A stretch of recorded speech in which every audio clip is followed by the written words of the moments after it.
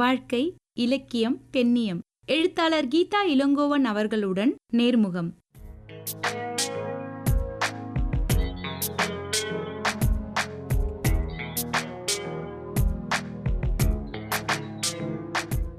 உள்ளத்தின் உயரம் எதுவோ அதுதான் வாழ்க்கையின் உயரம். மீண்டும் ஒரு புதிய நாள், புதிய நேரம், புதிய நிகழ்ச்சி. ஹாய் சிநேகிதிய நிகழ்ச்சியில் உங்களுடன் இணைந்திருப்பது வசந்தகுமாரி. இன்று நம்மோடு சிறப்பு விருந்தினராக திருமதி கீதா இளங்கோவன் அவங்க இருக்காங்க. முன்னாள் IAS அதிகாரி, பெண்ணிய சிந்தனையாளர், செயற்பாட்டாளர், பத்திரிகையாளர், எழுத்தாளர், குறும்பட ஆவணப்பட இயக்குனர்னு பன்முக திறமைகளை தன்னகத்தே கொண்ட ஒரு சிறப்பு விருந்தினரை தான் இன்றைக்கு ஹாய் சிநேகிதிய நிகழ்ச்சியில சந்திக்க இருக்கோம். வணக்கம் மேம். வணக்கம். இப்போ உங்களுடைய இன்ட்ரோ கொடுக்கும் போதே நீங்க ஒரு முன்னாள் குடிமைப்பணி அதிகாரியிலிருந்து ஆரம்பிச்சு வெவ்வேறு முகங்கள், இதுல எது உங்களுடைய முக்கியமான ஆரம்ப புள்ளியாக இருந்த இடம் எது, குறிப்பா பெண்ணிய சிந்தனையாளராகவும் பெண்ணிய செயல்பாட்டாளராகவும் உங்களை உருவாக்கி கொள்றதுக்கும் அந்த ஒரு அடையாளம் வரத்துக்கும் மூலப்புள்ளி எது?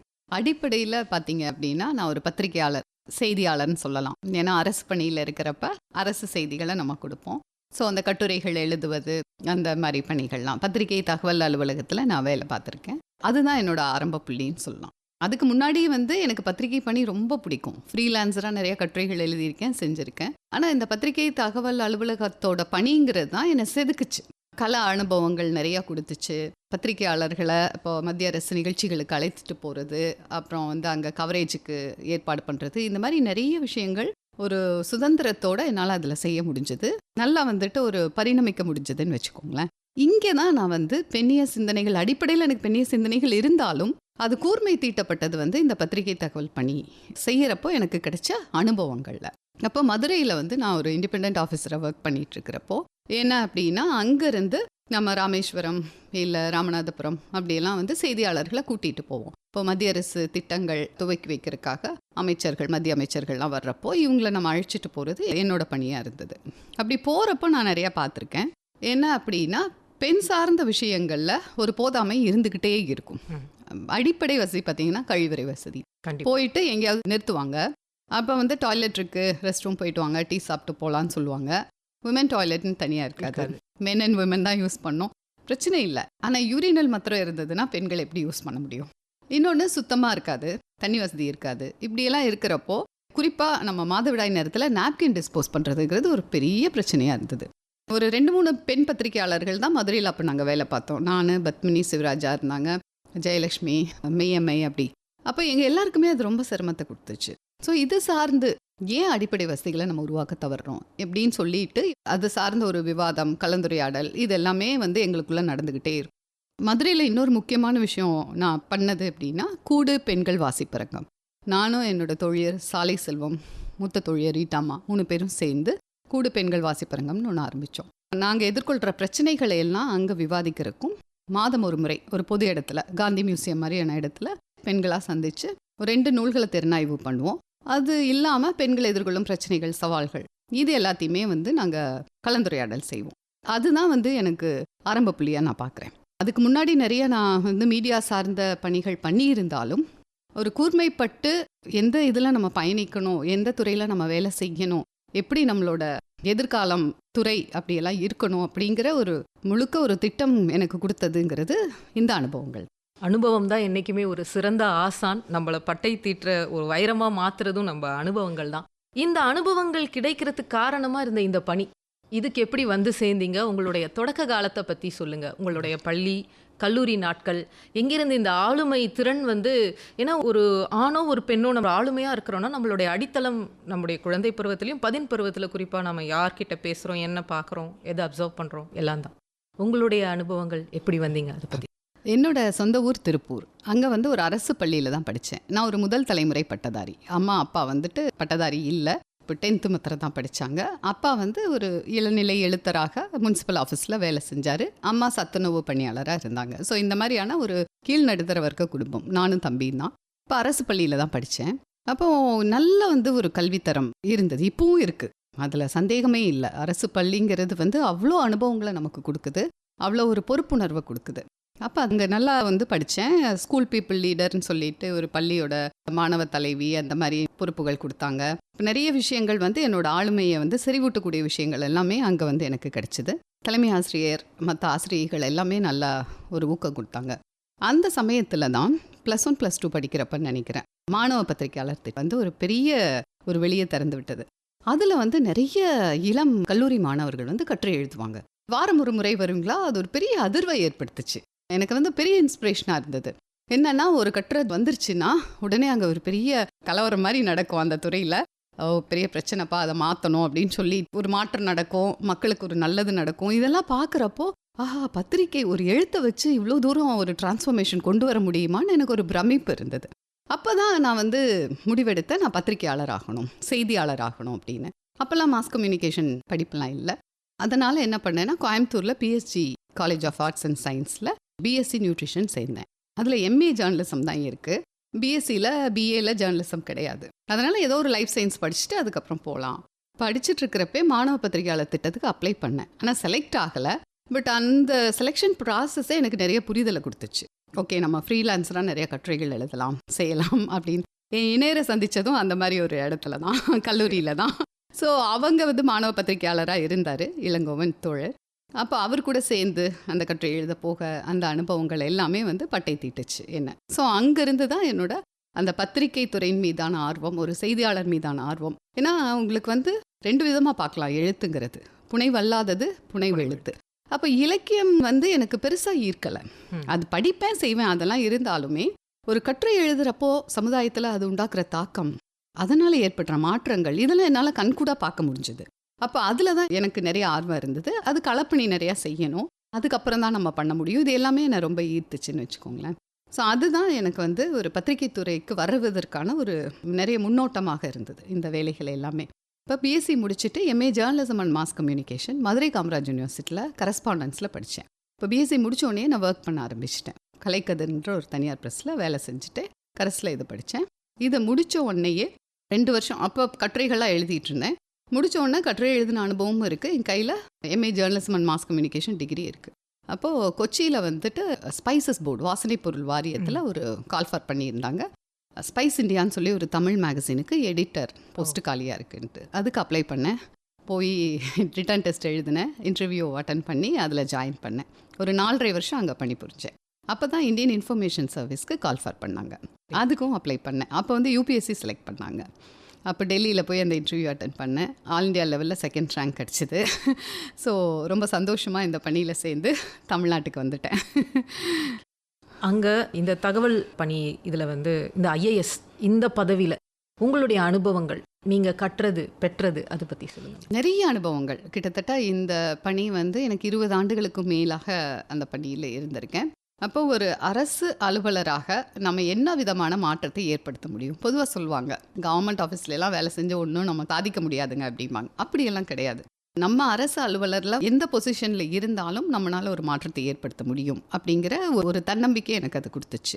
பத்திரிகை செய்தி வெளியிடுறதாகட்டும், சில விஷயங்களுக்கு வெளிச்சம் கிடைக்காம இருக்கும் அரசு திட்டங்கள், ஆனால் அது மக்களுக்கு வந்து குறிப்பாக பெண்களுக்கு வந்து நிறைய அது பயனுள்ளதாக இருக்கும். அப்போ அதை பற்றி எழுதுறது, கட்டுரைகள் எழுதுறது, அப்புறம் சில இடத்துல நேரடியாக களத்துக்கு போய் இன்டர்வியூ பண்ணி ஃபீச்சர்ஸாக எழுதுறது, இதுக்கான ஸ்பேஸ் எல்லாமே எங்கள் டிபார்ட்மெண்ட்டில் இருந்தது.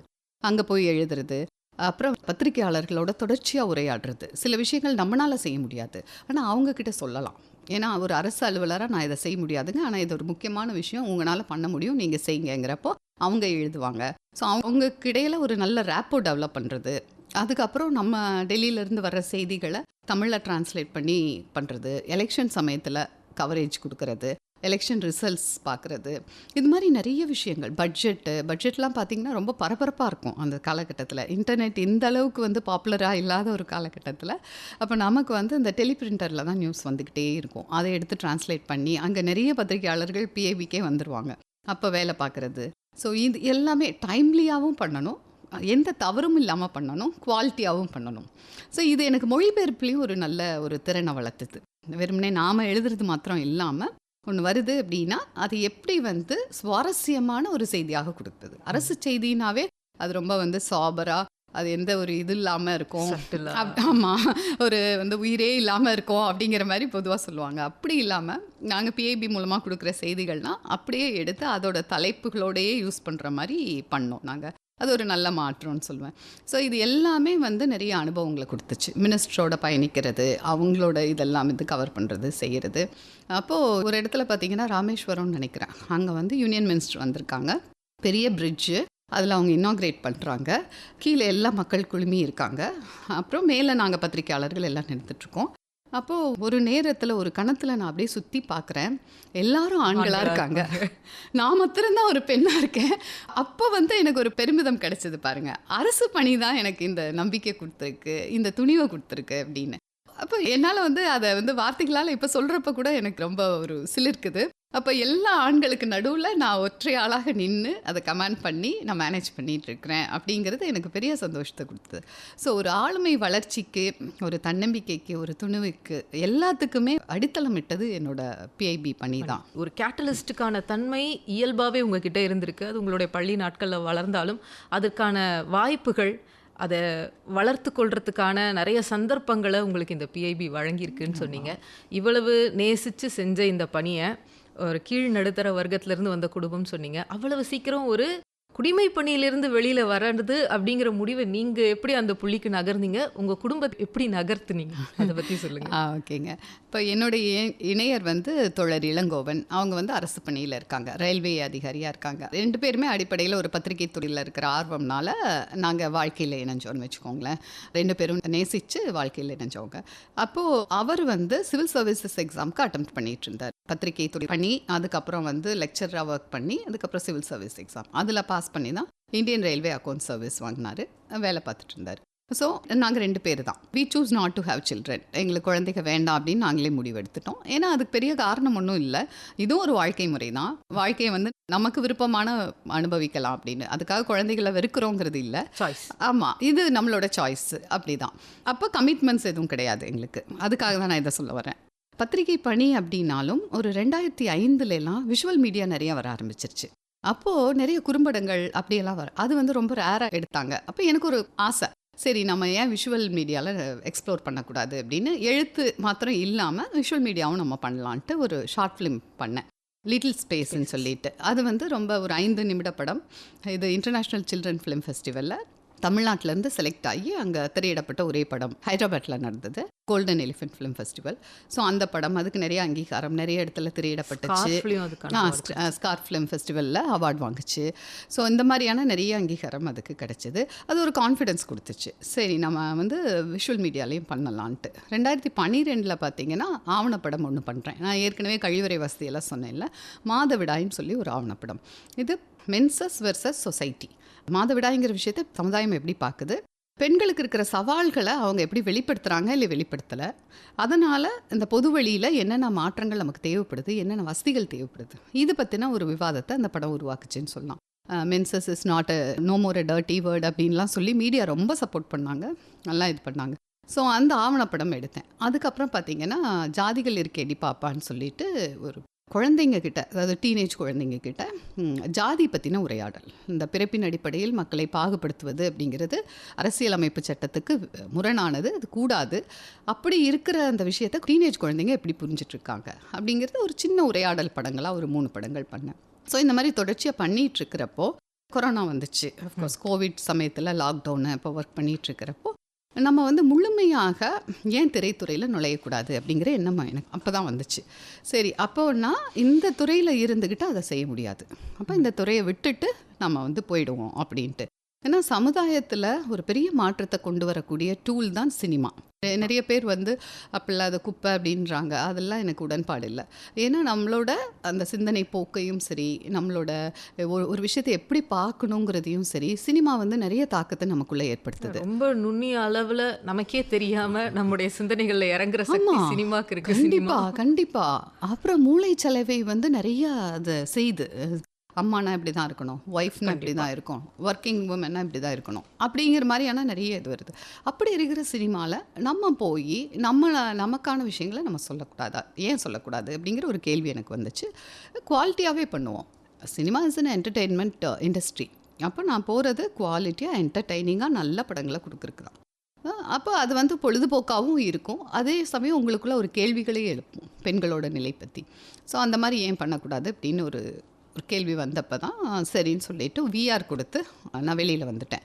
தோழர் இணையர் அவர் சொல்லிட்டாரு, ஓ விருப்பம், நீ எதுனாலும் பார்த்துக்கோ. ஏன்னா 2 பேருமே தற்சார்போடு இயங்குறவங்க, அதனால் பரவாயில்ல யாராவது ஒருத்தர் கவர்மெண்ட் சர்வீஸில் இருந்தால் போதும் அப்படிங்கிற ஒரு முடிவு எடுத்து தான் அதில் விஆர் கொடுத்து ஒரு that is a grateful good பைன்னு தான் சொல்லணும். ரொம்ப நன்றியோட ஒரு குட் பை சொல்லிவிட்டு நான் வெளியில் வந்துட்டேன். இப்போ திரைத்துறையில் தான் முழுக்க இயங்கிட்டுருக்கேன், அதை திரைப்படம் இயக்கத்துக்கு இயங்கிட்டு. சிறப்புங்க மேம். நல்ல ஒரு படைப்பை உங்ககிட்ட இருந்து எதிர்பார்க்குறோம். கண்டிப்பாக. இப்போது இந்த ஒரு வினையூக்கியாக தான் உங்களை நான் தொடர்ந்து பார்க்குறேன். உரையாடல் ஆரம்பித்த பொழுதுலேருந்து அந்த வினையூக்கியாக இருக்கிற அந்த தன்மை தான் தேடல் நோக்கி உந்தி உந்தி உங்களை வந்து இந்த இடத்துக்கு இப்போ கொண்டு வந்திருக்கு. இப்போ இந்த மாதவிடாய் ஆவணப்படம் பற்றி சொன்னீங்கல்ல, ரொம்ப காமனாக இன்றைக்கி எல்லாருமே பேசுகிறாங்க, ஏகப்பட்ட ரீல்ஸு, நிறைய மாற்றங்கள் வந்திருக்கு ரீல்ஸில். சில மனிதர்கள்கிட்டையும் மாற்றங்களை நம்ம பார்க்குறோம். ஆனால் இன்னும் பெண்களுக்கு தொல்லை கொடுக்குற விஷயத்தில் இந்த மாதவிடாய் ஒரு முக்கியமான பிரச்சனை. ஏதோ ஒரு தீண்டத்தகாதவர்கள் மாதிரியும் அங்கே ஒரு விதமான குற்ற உணர்ச்சியை நமக்கு கிரியேட் பண்ணுறது, தள்ளிப்போன்னு சொல்கிறது, இதெல்லாம் ஒரு பக்கம் உளவியல் சார்ந்தது. இன்னொன்று நம்ம வெளியில் போகும்போது சந்திக்கிற பிரச்சனைகள். ஸோ இந்த மாதவிடாய் ஆவணப்படத்தை பற்றி இன்னும் கொஞ்சம் விளக்கமாக சொல்லுங்கள். அதில் நீங்கள் எடுத்துக்கிட்ட விஷயங்கள், குறிப்பாக கவனித்த விஷயங்கள், இந்த மாற்றம் இந்த சமூகத்தில் இந்த நிகழ்வில் குறிப்பாக வரணும்னு நீங்கள் நினச்ச விஷயங்கள் அதை பற்றி சொல்லுங்கள். அடிப்படை கழிவறையிலேருந்து நம்ம பண்ணணும். இப்போ மாதவிடாய்ங்கிறது ஒரு பெரிய வாஸ்ட் சப்ஜெக்ட். அது வந்து ஹெல்த்தாகவும் பார்க்கலாம், நீங்கள் அவங்களுக்கு இருக்கிற நம்பிக்கை சார்ந்தும் பார்க்கலாம். நான் எடுத்துக்கிட்டது வந்து ஏற்கனவே சொன்ன மாதிரி மென்சஸ் வெர்சஸ் சொசைட்டி, சமுதாயம் எப்படி பார்க்குது, எப்படி அதை பார்க்கப்படணும் அப்படிங்கிறது தான். நீங்கள் சொன்ன மாதிரி பெண்களுக்கே தெளிவில்லை மாதவிடாய்ங்கிறது என்னம்மா அப்படின்னு சொல்லிட்டு. நல்லா பிஜி படித்த ஒரு பெண்ணை கேட்டால் கூட சயின்டிஃபிக்காக அவங்களால சொல்ல தெரியாது. தள்ளி இருக்க சொல்லுவாங்க, அதை தொடக்கூடாது சொல்லுவாங்க, இப்படி தான் அவங்க சொல்லுவாங்க. ஸோ அறிவியல் பூர்வமான புரிதல் வந்து பெண்களுக்கே இல்லை. அடுத்தது பார்த்திங்கன்னா ஆண்களுக்கு சுத்தமாகவே இல்லை. மாதவிடாய் எப்படி நம்ம ஆரம்பித்தாவே, இல்லை ஒரு நாப்கின் அட்வர்டைஸ்மெண்ட்டு ஒரு திரையில் வருதுன்னா ஒரு பையன் கேட்குறான் வீட்டில், அம்மா இது என்ன அப்படின்னு கேட்டால் இதெல்லாம் பொம்பளைங்க சமாச்சாரம் சும்மாருன்னு சொல்லி கோவப்படுவாங்க. அப்போ ஆண்களுக்கு சுத்தமாக அந்த புரிதல் இல்லை. ஏன் ஆண்களுக்கும் நான் ஸ்ட்ரெஸ் பண்ணி சொல்கிறேன்னா, நம்ம என்ன தான் வந்துட்டு பெண்ணுரிமைகள் பற்றி பேசினாலும் இன்னும் கொள்கைசார் முடிவுகள் எடுக்கிற இடத்துல ஆண்கள் தான் இருக்காங்க. பெண்களோட பிரதிநிதித்துவங்கிறது அங்கே கம்மியாக தான் இருக்குது. ஸோ பாலிசி மேக்கர்ஸாக இருக்கிற ஆண்களுக்கு ஒரு புரிதலை கொடுக்கணும். ஸோ இந்த மாதவிடாய் எடுக்கிறப்பே இது ஆண்களுக்கான பெண்களின் படம் அப்படின்னு தான் கொடுத்தோம். ஏன்னா ஒரு டிவி ப்ரோக்ராம் வருதுன்னு வச்சுக்கோங்களேன், அதில் பேறு காலத்தில் இதெல்லாம் நீங்கள் கடைப்பிடிக்கணும்னு ஒரு டாக்டர் பேசுகிறாங்கன்னா ஆண்கள் வந்து இது நமக்கு சம்மந்தம் இல்லாதுன்னு எந்திரிச்சு போயிடுவாங்க. அதுவே மாதவிடாய் இது ஆண்களுக்கான பெண்களின் படம்னா, ஓ நம்ம நோக்கி சொல்கிறாங்க, அப்போ நம்ம ஏதோ கேட்கணும் அப்படின்னு சொல்லிட்டு, ஆமாம் இல்லைங்க கொஞ்சம் நில்லுங்க கவனிங்க, அப்படி தான் வந்துட்டு அதை பார்க்குறேன். அப்போ ஆண்களுக்கு இந்த விஷயத்தை புரிய வைக்க வேண்டிய அவசியம் இருக்குது. இப்போ ஒரு பில்டிங் இருக்குது, அதை டிசைன் பண்ணுறாங்க அப்படின்னா டாய்லெட் எப்படி இருக்கணும்னு அவங்களுக்கு ஒரு புரிதல் இல்லை. அதான் ஆண்கள் டாய்லெட்டுக்கு அவங்களுக்கு புரிதல் இருக்குது, பெண் டாய்லெட் எப்படி இருக்கணும். அந்த கழிவறை வசதி வந்து இன்னுமே நம்ம உறுதிப்படுத்தப்படலை நம்ம சமுதாயத்தில். இப்போ நீங்கள் ட்ராவல் பண்ணுறீங்க, ஒரு இடத்துல பஸ் நிறுத்துகிறாங்க, அங்கே நல்ல டாய்லெட் இருக்கான்னா பெரும்பாலான இடத்துல இல்லை. சரி டாய்லெட் நல்லா இருக்குது, தண்ணி இருக்குது, ஆனால் டஸ்ட்பின் இருக்கான்னா இல்லை. இது தாண்டி தான் நம்ம இன்சினரேட்டர் யோசிக்கணும், அதை எரியூட்டி அதை வந்துட்டு பண்ணணும். ஸோ இந்த வசதிகளெல்லாம் படிப்படியாக எல்லா இடத்துலையும் கொண்டு வரணும். அப்போ எங்கேயாவது நம்ம உரையாடலை தொடங்கணும். அதுக்காக தான் இந்த ஆவணப்படம். அப்போ முதல்ல டாய்லெட் வசதி நல்லா வைங்க. இன்னொன்று ஜெண்டர் ஃப்ரெண்ட்லி டாய்லெட், பெண்களுக்கான டாய்லெட்டாக இருக்கணும். என்னென்னா இப்போ ஒரு டாய்லெட் இருக்குது, இங்கே சந்தோஷப்படுறீங்க, நாப்கின் போய் மாற்றணும் அப்படின்னா நாப்கினை எங்கே வைப்போம்? சுற்றி எங்கேயுமே வைக்க முடியாது, இருக்காது. இப்போ வந்து அது அட்லீஸ்ட் வெஸ்டர்ன் டாய்லெட்னா ஒரு கம்மோட் இருக்கும், அது மேலே எல்லாம் தூசியாக இருக்கும், அங்கே வச்சுட்டு நம்ம டஸ்டட் நாப்கினை எடுத்துட்டு இது எப்படி நம்ம வைப்போம்? பெரும்பாலும் அது கீழே விழும். டாய்லெட்டுன்னு இருந்தால் அதில் ஒரு கப்போர்ட் இருக்கணும், அதில் நாப்கின் நம்ம வைக்கணும். அதுக்கப்புறம் அதை டிஸ்போஸ் பண்ணுறதுக்கான ஒரு வசதி இருக்கணும். எதர் வந்து ஒரு இன்சினரேட்டரோ இல்லை ஒரு டஸ்ட்பின்னோ அது கண்டிப்பாக வேணும். ஸோ இந்த ஜெண்டர் ஃப்ரெண்ட்லி டாய்லெட்டை அவங்களுக்கு புரிய வைக்கணும் நம்ம. அது ரொம்ப ரொம்ப முக்கியம். ஆணுக்கான டாய்லெட் மாதிரியே பெண்ணுக்கான டாய்லெட் இல்லை, பெண்ணுக்கான தேவைகள் வேறு அப்படிங்கிறத நம்ம புரிய வைக்கணும். ஸோ இங்கேருந்து தான் நம்ம ஸ்டார்ட் பண்ணணும். எல்லா பில்டிங்லேயும் ஜெண்டர் ஃப்ரெண்ட்லி டாய்லெட்ஸ் வேணும் அப்படிங்கிறத நம்ம திரும்ப திரும்ப சொல்லணும்.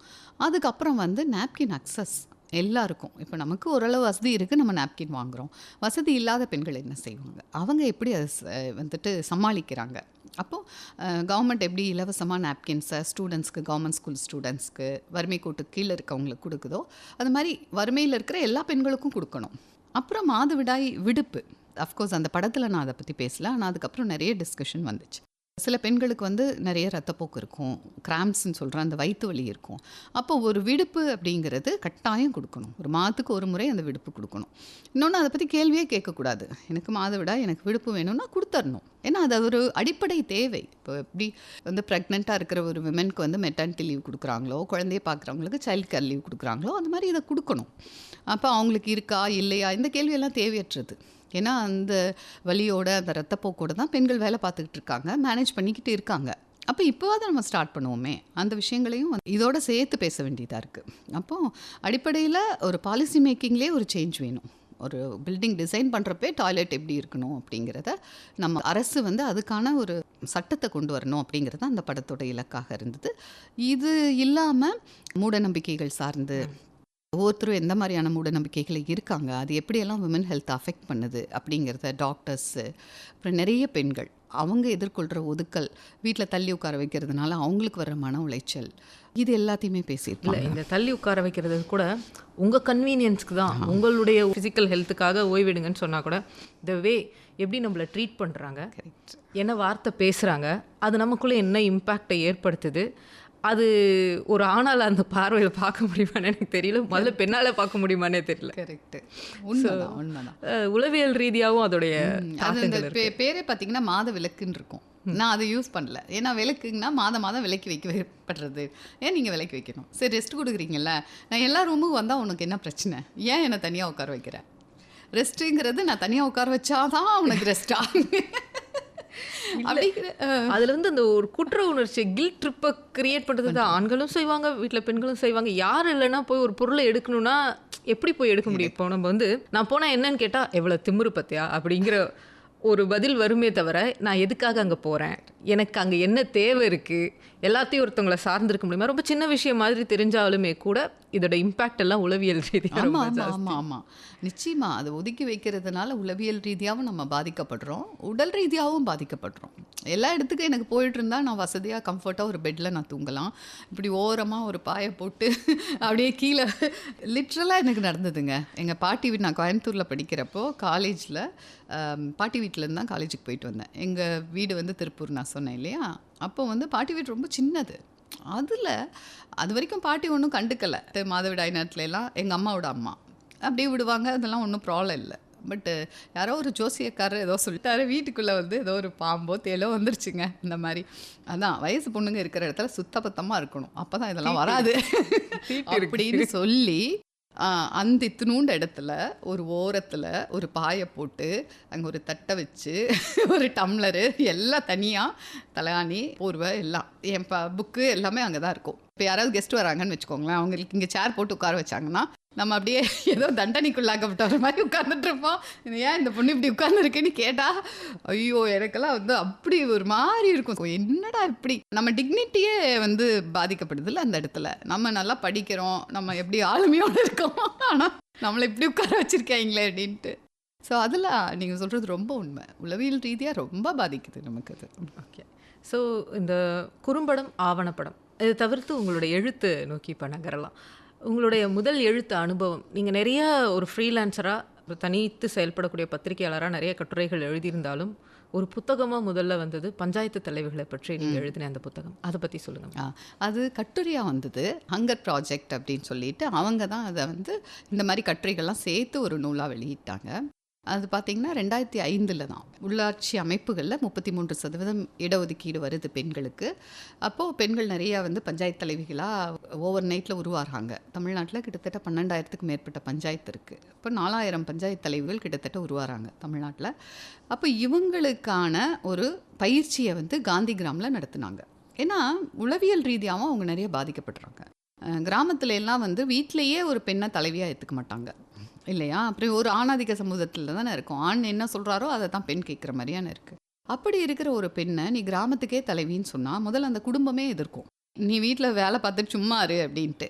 ஆனால் சில அரசியல் காரணங்களுக்காக அவங்க தலைவியாக்கியிருப்பாங்க, வழியில். ஆமாம், அது ரிசர்வ்டு ஃபார் விமன் அப்படின்னு இருக்கும். அதுக்கு பின்னாடி அவங்களோட கணவரோ சகோதரரோ தந்தையோ அப்படி தான் இருப்பாங்க. அப்போ தன்னால் இந்த வேலையை செய்ய முடியல, வீடும் எதிரியாக பார்க்குது, சுற்றி இருக்கிற கிராமமும் எதிரியாக பார்க்குது. அப்படிங்கிறப்போ உன்னால் செய்ய முடியும், உனக்கு அந்த பவர் இருக்குது அப்படின்னு சொல்லி அவங்களுக்கு ஒரு பயிற்சி கொடுத்தது டாக்டர் பழனித்துறை அவங்களோட தலைமையில் காந்தி கிராமில் ஒரு பயிற்சி முகாம் நடந்துச்சு. இந்த பஞ்சாயத்து தலைவர்களுக்கான பயிற்சி முகாம். அவர் வந்து நிறைய வந்து பொலிட்டிக்கல் எம்பவர்மெண்ட் ஆஃப் உமனுக்கு ஒர்க் பண்ண ஒரு முக்கியமான பேராசிரியர் அவர். அப்போ நான் மதுரையில் வேலை பார்த்துட்டு இருந்தேன். அப்போ அங்கே போனேன். அப்போ இந்த பஞ்சாயத்து தலைவிகளை வீட்டில் இருந்து பிரித்து ஒரு வாரம் அங்கேயே தங்க வச்சு வீட்டிலேருந்து யாருமே வரக்கூடாதுன்னு சொல்லி உங்களுக்கு ட்ரைனிங் கொடுக்குறாங்க. அப்படி கொடுக்குறப்போ ஏற்கனவே சாதித்த பஞ்சாயத்து தலைவிகளையும் கூப்பிட்டு பேச வச்சாங்க. அது எனக்கு பயங்கர இன்ஸ்பைரிங்காக இருந்தது. ஏன்னா எந்த பயிற்சியும் இல்லாமல் அவங்க ஒரு கிராமத்தில் போய் எப்படியெல்லாம் சாதிச்சிருக்காங்க அப்படிங்கிறது. ஸோ அவங்களோட சாதனைகளை வெளிச்சத்துக்கு கொண்டு வரணும்னு தான் பாரினில் பெண்கள் நடத்த வந்தோம் அப்படிங்கிற அந்த கட்டுரை தொடர் எழுத ஆரம்பித்தேன். அப்போ அவங்க தமிழ்நாடு ஃபுல்லாக பயணம் போய் அந்த கிராமத்துக்கு போய் அவங்க என்ன வேலை செஞ்சுருக்காங்க, எப்படி அதை செய்ய முடிச்சுது, இப்படி எல்லாத்தையுமே பதிவு பண்ணேன். அதுக்கு வந்து 2005 best reporting for women and panchayat Raj அப்படிங்கிற ஒரு அவார்ட் கிடச்சிது. சரோஜினி நாயுடு அவார்ட் கிடச்சிது. இது வந்து கொடுக்கறது வந்து ஹங்கர் ப்ராஜெக்ட்னு சொல்லி ஒரு தன்னார்வ நிறுவனம். அவங்க வந்து 3 கேட்டகரியில் இதை கொடுத்தாங்க. ஒன்று வந்து இங்கிலீஷ், இன்னொன்று ஹிந்தி, இன்னொன்று அதர் இண்டியன் லாங்குவேஜஸ். அதில் தமிழுக்கு வந்து இந்த அவார்ட் கிடச்சிது. அப்போ அது வந்து எனக்கு ஒரு பெரிய உத்வேகத்தை கொடுத்துச்சு. ஓகே, ஒரு ப்ரொடக்டிவாக ஒரு வேலை நம்ம செய்கிறோம். இந்த மாதிரி அவங்களோட, ஏன்னா அது வரைக்கும் மீடியா ஃபுல்லாக எப்படி சொல்லிட்டு இருக்காங்கன்னா இவங்க வந்து ஆண்களோட கைப்பாவையாக இருக்காங்க. இப்போ உள்ளாட்சி அமைப்புகளை பெண்களுக்கு இடஒதுக்கீடு கொடுத்து என்ன நடந்தது பார்த்தீங்களா, அதனால் இவங்களுக்கு வந்து சட்டமன்றத்துலேயும் நாடாளுமன்றத்துலேயும் இவங்களுக்கு இடஒதுக்கீடு கொடுக்கூடாது அப்படிங்கிறத.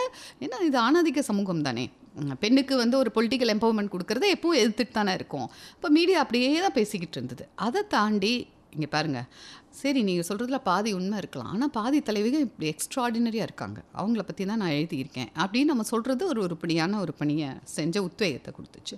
ஸோ அந்த மாதிரியான கட்டுரைகள்லாம் எழுதிட்டு இருந்தேன். அப்புறம் ஒரு 40 வயசில் தான் நான் இந்த மலையேற்றம் ட்ரெக்கிங் போக ஆரம்பித்தேன், மேரத்தான் ஓட ஆரம்பித்தேன். அப்போது அந்த மலையேற்றம் பற்றி ஃபேஸ்புக்கில் இந்த மாதிரி இதுலலாம் போடுறப்ப வள்ளிதாசன் சொல்லிட்டு ஒரு தோழர் அப்போது நிறைய மீடியாவில் இருந்திருக்காரு. அவர் வந்து என்னை அந்த மலையேற்றம் பயணம் பற்றி கட்டுரை எழுதி கொடுங்கன்னு சொல்லி கேட்பார் அப்பப்போ. ஸோ நான் ஒரு ட்ரெக்கிங் போயிட்டு வந்தேன்னா அவர் விடாமல் துரத்தி எழுதி வாங்கிடுவார். எனக்கு வந்து உண்மையை சொல்லணுன்னா எழுத்து பயங்கர ரெசிஸ்டன்ஸ் இருந்தது எழுதுறதுல.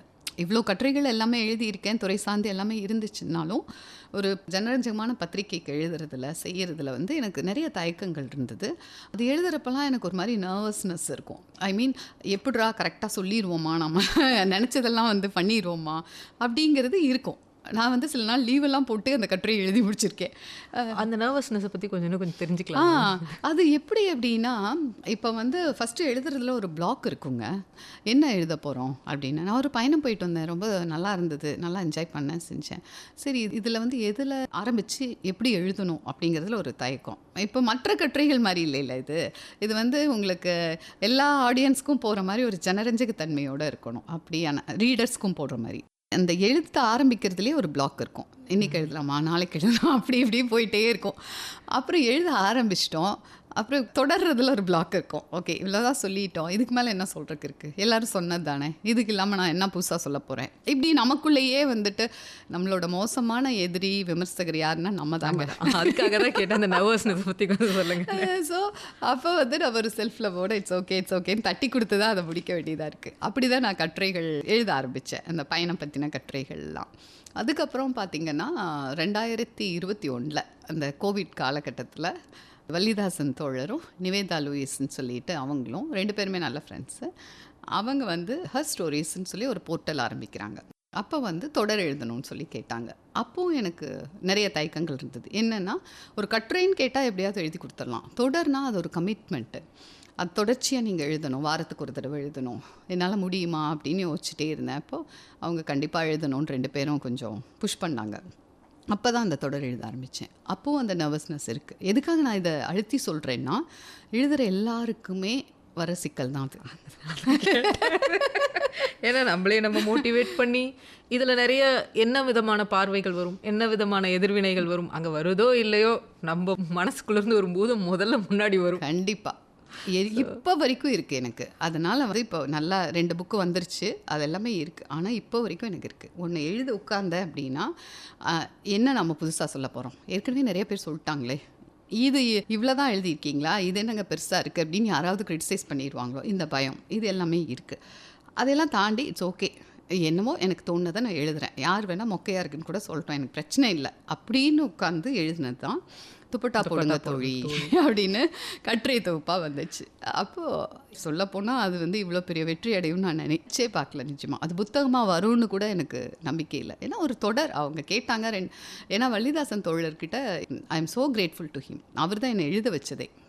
எவ்வளோ தள்ளி போட்டாலும் சரி, நான் எவ்வளோ சாக்கு சொன்னாலும் சரி, அதெல்லாம் முடியாது, கண்டிப்பாக எழுதித்தான் ஆகணும் அப்படின்னு ஒருத்தங்க மெரிட்னா தான் நமக்கு அது வரும் இல்லையா? அப்படி எழுத வச்சது அவர் தான். ஸோ அவருக்காக தான் நான் அதை எழுத ஆரம்பித்தேன் நான். அப்புறம் அது தொகுப்பாக வந்தது. அப்புறம் பெட்ரமார்க்ஸ் லைட்டே தான் வேணும் அப்படிங்கிற தொகுப்பு வந்து ஜான்வரியில் வந்தது. அதுவும் வந்து அவள் விகடரில் கற்பிதங்கள் களையப்படும்னு ஒரு தொடர். அது மற்ற கட்டுரைகள்லாம் சேர்ந்து வந்தன. இதுதான் எழுத்து வந்து வாழ்க்கையோட ஒரு பகுதி ஆயிடுச்சு. அதில் குறிப்பாக இந்த துப்பட்டா போடுங்கள் தோழி இதை பற்றி கொஞ்சம் பேசுவோம் மேம். ஏன்னா அந்த தலைப்பே நிறைய பேரை ஈர்த்துச்சு, நிறைய பேரை விளக்குச்சு. ஏன்னா அது ஃபஸ்ட் டைம் நான் யோசிக்கும்போது இவங்க எல்எல் பண்ணியிருக்காங்களா, இல்லை வந்து எதாவது சொல்ல வராங்களா, ஆனால் உங்களை ஃபாலோ பண்ணிகிட்டே இருக்கிறதுனால சரி ஓகே ஏதோ ஒன்று இருக்கும் அப்படின்னு. ஆனால் மற்றவர்களுடைய பார்வையை சொல்கிறேன், நிறைய பேரை ஈர்த்துச்சு, நிறைய பேரை விளக்குச்சு. அதை பற்றி கொஞ்சம் சொல்லுங்கள். கட்டுரைகள்லாம் ரெடி ஆயிடுச்சு, ஒரு 30 கட்டுரைகள். சரி அது புத்தகமாக கொண்டு வரலாம் அப்படின்னு அவங்க முடிவு எடுத்துட்டாங்க. நானும் சரின்னு சொல்லிட்டேன். ஒரு தலைப்பு கொடுங்க புத்தகத்துக்குன்னு கேட்டாங்க. ரொம்ப யோசிச்சுட்டே இருந்தேன். பெண்ணியம் பேசலாம் வாங்கலாம் ஏற்கனவே வந்துருச்சு. இது ரொம்ப எளிமையாக எல்லாரையும் கவரக்கூடிய மாதிரி இருக்கணும். எழுத்தே பார்த்தீங்க அப்படின்னா என்னோடய எழுத்தே மற்றவங்களுக்கு புரியுதா அப்படிங்கிறத நான் கிராஸ் செக் பண்ணுவேன். அது ரொம்ப இலக்கியத்தரமாக அப்படிலாம் இருக்கணும் அப்படிலாம் நினைக்க மாட்டேன். வாசிக்கிறவங்களுக்கு ஒரு நெருக்கத்தை, ஆமாம்ல எனக்கும் இப்படி வந்துச்சு, இது புரியுது அப்படிங்கிற ஒரு நெருக்கத்தை அது உருவாக்கணும். அப்படி இருந்தால் தான் அதை எழுதணும், இல்லாட்டி எழுதக்கூடாதுங்கிறதுல உறுதியாக இருந்தேன். ஸோ தலைப்பு அந்த மாதிரி இருக்கணும் அப்படின்னு ஃப்ரெண்ட்ஸ்கிட்ட பேசிகிட்டு இருந்தேன். பிருந்தா, கமலி, என்னோடய ஃப்ரெண்ட்ஸ்கிட்ட. அப்புறம் சரி கட்டுரையோட தலைப்பெலாம் சொல்லுங்கள் அப்படின்னாங்க. அப்போ சொன்னேன் ஃபஸ்ட்டு கட்டுரையே துப்பட்டா போடுங்க தோழர், அதே வச்சுருங்க அப்படின்னாங்க. இதை சொன்னப்போ வள்ளிதாசன் தோழரும் சரி, நிவேதா தோழரும் சரி தயங்குனாங்க. இது வந்து ஒரு எதிர்மறையான மீனிங்கை கொடுக்குதே அப்படின்னு. அப்போ நான் சொன்னேன் துப்பட்டா போடுங்க தோழி அப்படின்னு தலைப்பை பார்த்துட்டு ஒருத்தங்க புக்கு வாங்குறாங்கன்னு வச்சுக்கோங்க. இங்கே பாரு துப்பட்டா போட சொல்லியிருக்காங்க, ஒழுங்காக படி அப்படின்னா அவங்க தான் இதை படிக்கணும். உள்ள என்ன கண்டென்ட் இருக்குன்னு. ஏன்னா அவங்க ஒரு கலாச்சார காவலராக இன்சிஸ்ட் பண்ணுறாங்கல்ல, ஸோ அவங்க தான் இதை படிக்கணும். அப்போ அவங்களையும் நம்ம வாங்க வச்சிடுறோம். இல்லை நீங்கள் சொல்கிற மாதிரி என்ன ஃபாலோ பண்ணுறவங்களுக்கு என்னோட பெண்ணிய கருத்துக்கெல்லாம் தெரியும். அப்போ இப்படி எழுதியிருக்காங்கன்னா அதில் ஒரு எல்லல் துணி இருக்குது. ஸோ ஏதோ ஒரு வேறு விஷயத்தை தான் இவங்க சொல்லியிருக்காங்க, நிச்சயமாக அவங்க வாங்குவாங்க. அதனால் 2 தரப்பையுமே நம்ம வாங்க வச்சிடலாம். இதை பற்றி ஒரு மீம் கூட போட்டிருந்தாங்க. இப்போ க்ரஷ் மீம்ஸ்ன்னு சொல்லி ஒரு பேஜில் என்னோடய கேர்ள் ஃப்ரெண்ட் பர்த்டேக்கு என்ன புக் ப்ரெசென்ட் பண்ண தெரியுமா, துப்பட்டா போடுங்க தோழி அப்படின்னு. ஏன்னா கேர்ள் ஃப்ரெண்ட் துப்பட்டா போடாமல் வர மாதிரி ஒரு இதை போட்டிருந்தாங்க. கீழே எல்லோரும் கழுவி ஊற்றிருந்தாங்க, படிங்க. அதே தான் அந்த புக்கை படிங்க, அது ஃபெமினிஸ்ட் கண்டென்ட்டு, அதை படித்தா கேர்ள் ஃப்ரெண்ட் உன்னை விட்டே போயிடுவாடா அப்படின்னு. ஸோ அது ஒரு நல்ல அனுபவமாக இருந்தது. அந்த புத்தகம் வந்து எனக்கு சொல்லி கொடுத்தது என்னென்னா 2K கிட்ஸ்ன்னு சொல்கிறோம் இல்லையா, நம்ம ஈராயிர குழவிகள்னு சொல்கிறாங்க தமிழில். அடுத்த தலைமுறை அவங்கக்கிட்ட பெண்ணிய விஷயங்களை கொண்டு போய் சேர்த்துச்சு அந்த விஷயம். அப்போ எளிமையாக நீங்கள் ஜனரஞ்சகமாக இதெல்லாம் பெரிய தேரையெல்லாம் இல்லைப்பா, அன்றாட வாழ்க்கையில் ஒரு பெண் எதிர்கொள்கிற விஷயங்கள் தான். அவங்க எப்படி அதை சமாளிக்கிறாங்க, அந்த சவால்களை எப்படி எதிர்கொள்கிறாங்க, நீங்கள் என்ன விதத்தில் அவங்களுக்கு சப்போர்ட் பண்ணலாம், அவ்வளோதான் மேட்ரு, வேறு ஒன்றுமே கிடையாது. அப்படிங்கிறது தான் இதோட கண்டென்ட்டு. ஸோ நீங்கள் தாராளமாக படிக்கலாம் அப்படிங்கிற ஒரு மெசேஜை வந்து அந்த புக்கு கொடுத்துருக்கு. அப்போ படித்து அவங்க பாட்டுக்கு ரீல்ஸாக போடுறாங்க. ஒரு புக்குக்கு எப்படி ரீல்ஸ் போட முடியும் அப்படிங்கிறதுலாம் எனக்கு ஆச்சரியமான விஷயம் என்னென்னா, ஒரு நல்ல தரமான படைப்பை உருவாக்குறத விட அது எல்லாருக்கும் போய் கேட்டப் பண்ணுறோம்ல, எல்லாரையும் சென்றடையணும். இந்த புக்கு நல்லா அந்த மாதிரி சந்தோஷங்க, நன்றி. ஸோ எனக்கே இது எல்லாமே புதுசாக தான் இருந்தது. ஏன்னா நமக்கு ஒரு பார்வை இருக்கும்ல, நம்ம வந்து போன தலைமுறைக்கும் இந்த தலைமுறை ரெண்டையும் பார்க்குறப்போ, ரெண்டையும் இணைச்சி ஒரு விஷயத்தை செய்கிறப்போ இது எப்படி பார்க்கப்படுது, அவங்க எப்படி அதை ப்ரமோட் பண்ணுறாங்க, ஒரு புக்கிலேருந்து ஒரு கோட் எடுத்து ரீலாக போட்டு அதை வந்துட்டு ப்ரமோட் பண்ணுறாங்க. அப்போ அதுக்கு எதிர்வினைகள் வருது, அதை பற்றி விவாதங்கள் போகுது. அப்புறம் வந்து படிக்கிறாங்க, தொடர்ச்சியாக ஒரு குரூப் ரீடிங்னு படிக்கிறாங்க. இது எல்லாமே மகிழ்ச்சியாக தான் இருந்துச்சு. பரவாயில்ல, நம்ம வந்து அதில் வந்து எழுதியிருக்க ஒவ்வொரு வார்த்தையும் சரி, ஒவ்வொரு வரியும் சரி, நான் உணர்ந்து எழுதினது தான். அதில் எனக்கு எந்த மாற்று கருத்தும் இல்லை அப்படிங்கிற மாதிரி தான் நான் அதை பண்ணேன். ஸோ அப்படி நம்ம பண்ணுறப்போ அது நிச்சயமாக வாசகரை போய் சென்றடையுங்கிற ஒரு கான்ஃபிடென்ஸை வந்து அந்த புக் எனக்கு கொடுத்துச்சு. கண்டிப்பாக. ஏன்னா நீங்கள் எந்த அளவு உணர்ந்து எழுதுனீங்களோ அதே மாதிரி படித்தவர்களும் எல்லா இடத்துலையும் அந்த வலியை பொருத்தி பார்த்துக்க முடியும், அந்த அனுபவத்தை பொருத்தி பார்த்துக்க முடியும்.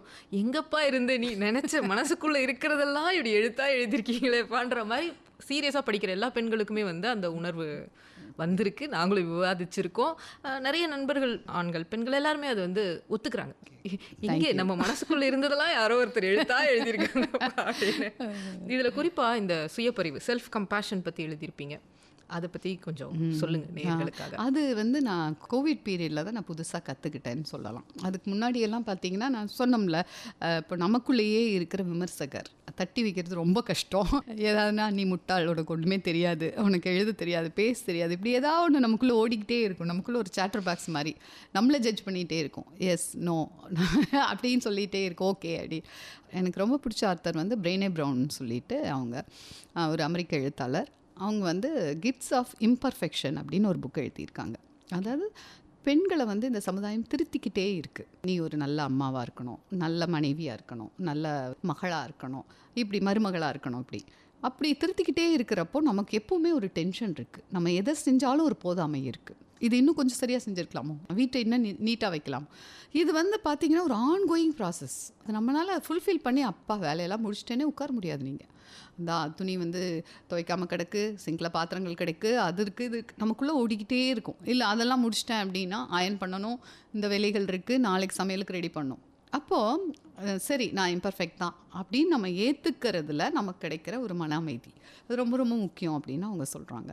ஸோ அந்த புக்கு வந்து எனக்கு ரொம்ப நெருக்கமாக ஃபீல் பண்ணேன். நான் அதை நிறைய ப்ராக்டிஸ் பண்ணவும் ஆரம்பித்தேன். அதில் வந்து இந்த கிறிஸ்டின் நெஃபோட செல்ஃப் கம்பேஷன் புக்கை பற்றி சொல்லியிருந்தாங்க. இந்த புக்கு வாங்கி படித்தேன். ரொம்ப அழகான விஷயங்க அது. என்ன அப்படின்னா, நீங்கள் ஒரு விஷயத்த உங்கள் மகனுக்கோ இல்லை உங்கள் தந்தைக்கோ உங்கள் சகோதரனுக்கோ இணையருக்கோ செய்கிறீங்க அப்படின்னா, அதே விஷயத்த உங்களுக்கு செஞ்சுக்கிறீங்களா? அவங்களுக்கு பிடிச்சதெல்லாம் செஞ்சு கொடுக்குறீங்க. உங்களுக்கு ஒரு நாள் முறுமுறுன்னு தோசை வேணும் அப்படின்னா நீங்கள் சுட்டு சாப்பிட்றீங்களா அப்படின்னா இல்லை. கடைசியாக வேக வேகமாக என்ன முடியுதோ அதை மாத்திரம் நம்ம செஞ்சுட்டு போவோம். நிறைய நாள் மீந்தது தான் காலி ஆகிடணுமே, காலி ஆகணுமே அப்படின்னு சொல்லி சாப்பிட்றது தான். அப்போ நமக்கு பிடிச்ச ஒரு விஷயத்த, எனக்கு வெளியில் போய் ஒரு இடத்துல கடலை பார்த்துட்டே உட்காந்து ஒரு டீ சாப்பிட பிடிக்கும் அப்படின்னா நான் அதை செஞ்சுருக்கேனா, இல்லை ஒரு ஓட பிடிக்கும், இல்லை ஒரு வாக் போக பிடிக்கும், இல்லை மழையில் நனைய பிடிக்கும்னா எனக்காக நான் அந்த விஷயத்த செஞ்சுருக்கேனா அப்படின்னு நான் கேள்வி கேட்டப்போ தான் இல்லை அப்படிங்கிற ஒரு கேள்வி. ஸோ அந்த சுயப்பறிவு தான் நம்ம வந்து ஒரு உயிர்ப்போடு வச்சுருக்கோம், சந்தோஷமாகவும் வச்சுருக்கோம். மற்றபடி எவ்வளோ பணம் இருந்தாலும், எவ்வளோ செல்வாக்கு இருந்தாலும், எல்லாம் இருந்தாலும் சுயப்பறிவு இல்லைன்னா நமக்குள்ளே ஒரு சந்தோஷம் இருக்காது. அது சின்ன சின்ன விஷயத்தில் கூட நம்ம கொடுத்துக்கலாம். ஒரு செல்ஃப் கம்பேஷனுங்கிறது, ஓகே எனக்கு இது காலையில் நான் ஒரு 10 கிலோமீட்டர் ஓடினேன்னா, ஓகே இதை ஓடி முடிச்சிட்டேன், நான் எனக்கு பிடிச்ச இடத்துல போய் காஃபி சாப்பிட்றேன் அப்படின்னு சாப்பிட்லாம். இல்லை முடிக்கலைன்னா கூட பரவாயில்ல, நாளைக்கு ஓடுறேன் அதுக்காக போய் சாப்பிட்றேன்னு சாப்பிட்லாம். ஸோ நமக்கு என்ன பிடிக்குதோ அதை எக்ஸ்ப்ளோர் பண்ணுறது தான். அப்போ இந்த சுயப்பறிவுங்கிற விஷயம் பெண்களுக்கு தான் ரொம்ப அதிகமாக தேவைப்படுது.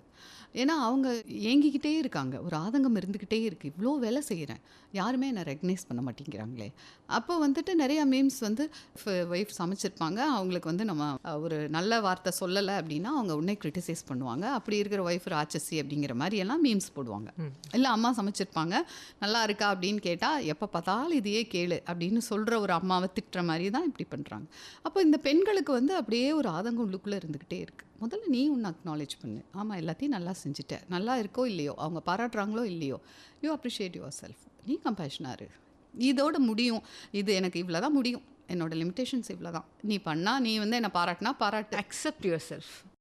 நம்மளை ஏற்றுக்கொள்றது இருக்கு இல்லையா. ஒரு சைக்காலஜிஸ்டாக பெண்களோட தொடர்ந்து வேலை செய்யும்போது அந்த டீப் ரூட் நம்ம போகிறோம், வேர் நோக்கி நம்ம வேலை செஞ்சுட்டு இருக்கும்போது பார்த்தீங்கன்னா நிறைய பெண்கள் சொல்கிறது அவங்களுக்கு செல்ஃப் டிரெக்டட் ஆங்கர், தன்மையிலேயே ஒரு அதீதமான ஒரு கோபமும் தன்னை நேசிக்காத ஒரு தன்மையும் அதிகமாக இருக்குது.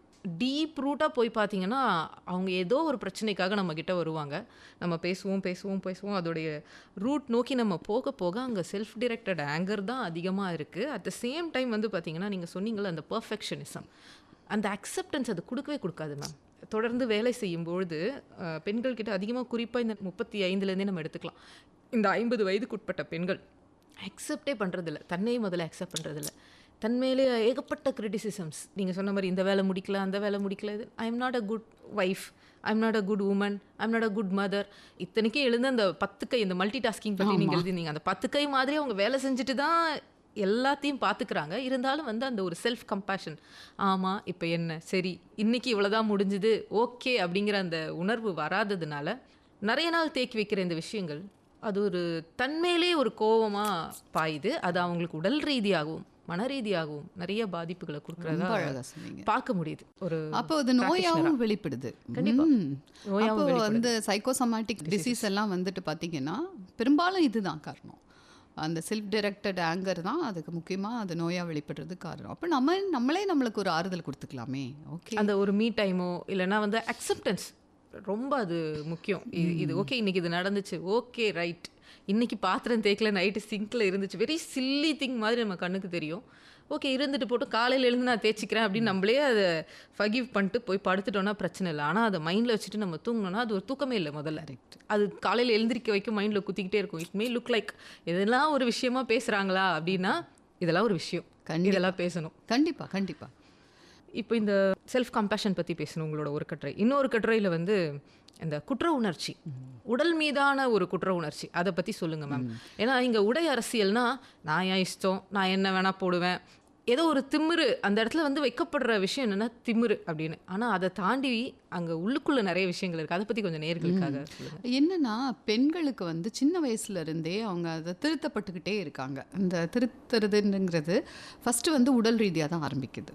இப்போ ஒரு வீட்டில் ஒரு பெண் குழந்தை இருக்குது, ஆண் குழந்தை இருக்குன்னா 2 பேருக்கும் ட்ரெஸ் வாங்க போகிறாங்க அப்படின்னா பசங்களுக்கு வந்து ரொம்ப கம்ஃபர்ட்டாக ஒரு டிஷர்ட்டு ஒரு ட்ரௌசர் அப்படி வாங்கிட்டு வருவாங்க. பெண்ணுக்கு பார்த்தீங்கன்னா ஃப்ராக்கு அந்த மாதிரி ரொம்ப அவங்களோட அழகை காமிக்கிற மாதிரியான விஷயங்கள்லாம் வாங்குவாங்க. பெரும்பாலான நேரத்தில் அது அந்த குழந்தைக்கு கம்ஃபர்ட்டாகவே இருக்காது. ஏன்னா ரொம்ப ஜிகு ஜிகுன்னு இருக்கும், ஒரு மாதிரி ஒரு காட்டன் மாதிரியெல்லாம் இருக்காது, அது ரொம்ப இதாக இருக்கும். அந்த மாதிரி உடைகளை போட்டே பெண்களை பழக்கிறாங்க. அப்போ அழகாக தெரியணும். பெண் குழந்தை அப்படின்னா அது வந்து அழகாக தெரியணும். ஆண் குழந்தைக்கு அவன் என்ன ஆம்பளை பிள்ளை அப்படின்னு ஒரு கம்ஃபர்ட் இருந்தால் போதுங்கிறது அந்த வேறுபாடு வந்து குழந்தையாக இருக்கிறப்பே ஆரம்பிக்குது. ஆனால் 10 வயசு வரைக்கும் இந்த பெண் குழந்தைக்கு ஒரு சுதந்திரம் இருக்குது. ஏன்னா வயசுக்கு வர்ற வரைக்கும் அது பாட்டுக்கு எங்கே அதனால விளையாடும், செய்யும், மரம் ஏறும், குதிக்கும், ஆம்பளை பசங்களோட விளையாடும், யாரும் கண்டுக்க மாட்டாங்க. ஆனால் கொஞ்சம் அடக்கி வைப்பாங்க. எங்கேயாவது விழுந்து கையை காலை உடச்சிக்காத. அதுக்கு சொல்கிற டைலாக் என்னென்னா நாளைக்கு உன்னை எவன் கட்டுவான் அப்படின்னு தான். ஸோ அப்போ அங்கேருந்தே வந்து கல்யாணத்தை நோக்கின அவளை வந்து தயார்படுத்தல் ஆரம்பிச்சிருது. அப்போ இந்த குழந்தை வயதுக்கு வந்ததுக்கப்புறம் பயங்கர ரெஸ்ட்ரிக்ஷன்ஸ் வந்துடுது. என்னென்னா இவன் வந்துட்டு குடும்பம் சொல்கிற மாதிரி ஸோ கால்டு அந்த கலாச்சார உடைகளை தான் அணியணும். சுடிதார் போட்டால் துப்பட்டா கண்டிப்பாக போடணும். இல்லை தாவணி, நாங்கள்லாம் தாவணி இதுலேருந்து வந்தவங்க, ஸ்கூல்லலாம் எங்களுக்கு தாவணி தான், பாவடை தாவணி தான் யூனிஃபார்ம். அப்படின்னா இங்கே ஒரு பின்னு, இடுப்பில் ஒரு பின்னு, எடுத்து சொருகிறப்போ ஒரு பின்னு, இதெல்லாம் போட்டு அப்படியே கொஞ்சம் கூட ஆடை விலகாமல் அப்படி இருக்கணும் அப்படின்னு. நைட்டியெல்லாம் கொஞ்சம் லேட்டர் டெவலப்மெண்ட் தான். வீட்டிலலாம் நம்ம பாவாடை சட்டை தான் போடுவோம் செய்வோம்.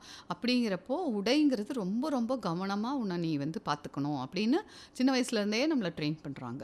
அப்போ நமக்கு அது வரைக்கும் விளையாடிட்டு இருந்த ஒரு குழந்தைய இப்படி எங்கேயும் போகாத, வீட்டில் இரு, இந்த மாதிரி உடை போடு, இப்படி வச்சுக்கோ அப்படி வச்சுக்கோன்னு சொல்கிறப்போ நமக்கே நம்ம உடல் மேலே ஒரு கோபம் வருது. குறிப்பாக மார்பகங்கள் மேலே. என்ன அப்படின்னா இது வளருதில்ல, இதனால தான் இவங்க வந்து ஷாலை போடுங்கிறாங்க, தாவணி விலகாமல் பார்த்துக்கோங்கிறாங்க அப்படின்ட்டு நம்மள அறியாமையே ஒரு கோபம் வந்து உள்ளுக்குள்ளேயே வருது. அப்போ இது உடல் மேலான குற்ற உணர்வாகவும் வருது. இதை வந்து தெரிஞ்சிருச்சுன்னா எல்லாரும் வந்து கேலி பேசுவாங்க, அவமானம் பேசுவாங்க. ஒரு பக்கம் ஊடகங்கள் வந்து அதை கிளுகிழுப்பான விஷயமா காட்டிக்கிட்டு இருக்கிறதும் நடக்குது. இன்னொரு பக்கம் அதை வச்சே பெண்களை இழிவுபடுத்துறதும் நடக்குது. அதை வச்சு நிறைய குழந்தைங்க, நான் எங்கள் ஸ்கூலில் சந்திக்கிற குழந்தைங்கலாம் சொல்லுவாங்க, எனக்கு மார்பகம் சின்னதாக இருக்குன்னு எல்லாம் கிண்டல் அடிக்கிறாங்கன்னு ஒரு குழந்தை சொல்லுவோம். இன்னொரு குழந்தை எனக்கு ரொம்ப பெருசாக இருக்குன்னு கிண்டல் அடிக்கிறாங்க. இது வந்து நம்மளோட உடல் இயற்கை, இதுக்கு நீ ஏன் வந்துட்டு இப்படி தான் இருக்கணும்னு ஒரு ஸ்டாண்டர்ட் போகிறீங்க. முக்கியமான காரணம் வந்து ஊடகம் தான். இப்போ ஒரு பெண்ணோட உடல்னால் இப்படி தான் இருக்கணும், அதோட சைஸுங்கிறது இப்படி தான் இருக்கணும், இப்போ அவள் வந்து ஒரு மாடல் மாதிரி இருக்கணும், அழகாக இருக்கணும், முடி நிறையா இருக்கணும், இப்படி எல்லாம் சொல்கிறப்போ அந்த ஸ்டாண்டர்டுக்கு இல்லாத எனக்கும் ஏதோ ஒரு குறை இருக்கும், ஒவ்வொருத்தருக்கும் ஒரு குறை இருக்கும். அப்படிங்கிறப்போ எனக்கு வந்து ஒரு குற்ற உணர்வு வருது. ஏன் இப்படி இல்லை, நான் எப்படி மாற்றிக்கிறது, நான் எப்படி அதனால முடி வளர்க்குறது, அப்புறம் வந்து முகம் வந்து நல்லா பொலிவாக இருக்கிறதுக்காக க்ரீம் போட்டுக்கிறது, அப்புறம் வந்து டைட்டாக உடை போடுறது, இல்லாட்டி வந்து லூஸாக போடுறது, இந்த மாதிரி நிறைய விஷயங்களில் நம்மளை அப்படியே நம்ம திருத்திக்க பார்க்குறோம். ஒரு ஸ்டாண்டர்ட் வந்து நம்மள அறியாமல் செட் பண்ணிட்டாங்க, அந்த ஸ்டாண்டர்டை நான் மீட் பண்ணணுங்கிறதுக்காக நம்ம திருத்திக்க பார்க்குறோம். ஆனால் முடியறது இல்லை. ஏன்னா இயற்கை மாதிரி நீங்கள் எதுவுமே செய்ய முடியாது. அப்போது நமக்கே ஒரு குற்ற உணர்வு வருது, கோபம் வருது. அப்போ ஒரு இடத்துல இயல்பாக நம்மளால் இருக்க முடியல. எனக்கு ஒரு 40-45 வயசுக்கு அப்புறம் தான் துப்பட்டா போடாமையே நான் கம்ஃபர்ட்டாக இருக்க முடிஞ்சது. அப்போ அது வரைக்கும் எனக்கு அந்த குற்ற உணர்வு இருந்தது.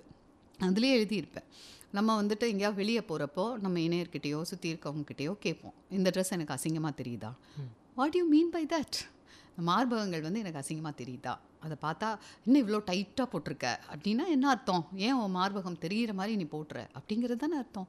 அப்போ இதை வச்சே நம்மளை வந்து ஷேம் பண்ணுறப்போ நமக்கு எப்படி நம்ம உடல் மேலே ஒரு பெருமித உணர்வு வரும். அப்போ இது இல்லைம்மா, நீ உடல்ங்கிறது வந்துட்டு உன்னோட உழைப்பதற்கான ஒரு ஆயுதம் தான், அதை அக்செப்ட் பண்ணு. உன் உடல் எப்படி இருந்தாலும் அது உன்னோட உடல், every body is unique. So அது மேலே ஒரு பெருமித உணர்வு உனக்கு வரணும். மற்றவங்கலாம் பேசுகிறாங்கன்னா அது அவங்க அறியாமை.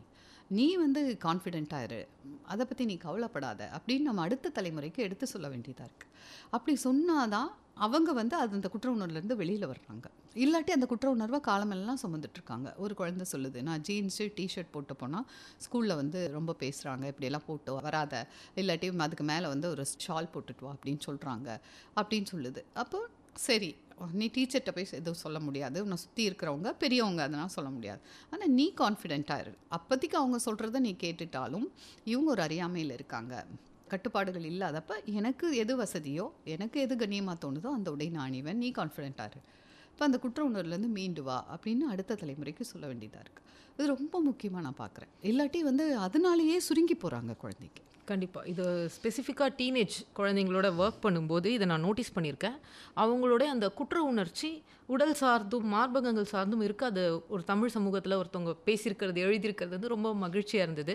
அந்த குழந்தைங்கள்லாம் வந்து துப்பட்டாவை எடுத்து வீசி உங்களை ஒரு பள்ளியில் வரவேற்றாங்கல்ல, அது கூட வந்து அவங்களுக்கு ஏதோ ஒரு புரிதல் அது கொடுத்துருக்கு, அவங்க எதையோ ஒன்று உணர்ந்திருக்காங்க, அதோட வெளிப்பாடு தான். ஸோ அதுலேயும் நிறைய எதிர்வினைகள் பாசிட்டிவாகவும் இருந்துச்சு, நெகட்டிவாகவும் இருந்துச்சு. அதை பற்றி சொல்லுங்கள். அது வந்து கள்ளக்குறிச்சியில் பழங்குடியின குழந்தைகள், அது என்ன அதோட பின்புலம் என்னன்னு சுருக்கமாக சொல்லிடுறேன். அவேர் இந்தியான்னு ஒரு தன்னார்வ அமைப்பு, அவங்க வந்து கள்ளக்குறிச்சி பக்கத்தில் கல்வராயன் மலை அந்த இதில் இந்த குழந்தைங்களோட வேலை பார்த்துட்ருக்காங்க. என்னென்னா உண்டு உறைவிடப்பள்ளி அரசை நடத்துகிறாங்க, அங்கே இந்த குழந்தைங்க படிக்கிறாங்க. பழங்குடியினர் சமூகத்தில் குழந்தை திருமணம் ரொம்ப அதிகமாக இருக்குது. அது என்னென்னா அப்பா அம்மா எங்கேயாவது மைக்ரண்ட் லேபர்ஸாக வேலை பார்ப்பாங்க, இந்த குழந்தை உண்டு உறைவிடப்பள்ளியில் ரெசிடென்ஷியல் ஸ்கூலில் படிக்கும், அரசு பள்ளியில்.